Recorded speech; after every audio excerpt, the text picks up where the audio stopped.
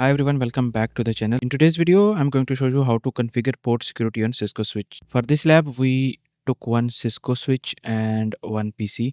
We will go to the CLI mode and straight away I will show you the commands to enable the port security on a particular port. So to configure the port security, all you have to do is just first mention the interface port where you want to enable the port security. Also remember that port security only works on access ports. So first we will configure this port as a access. So we will write switch port mode access, and then we will type the commands related to switch port security.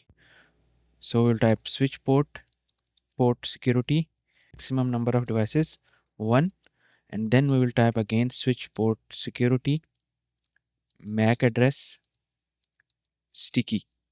So sticky MAC means that switch automatically remember the first device connected to this port, and if we connect any second device to this port, the port will goes down. So we will mention now the action or the violation.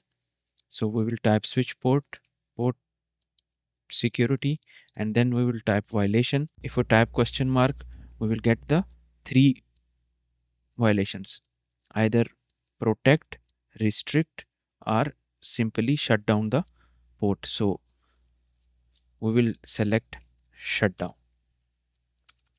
and then we will exit. And here in the interface 0/1, you will see that the port security is enabled. And that's it. We have successfully configured port security on Cisco Switch. So that's it. See you in the next video.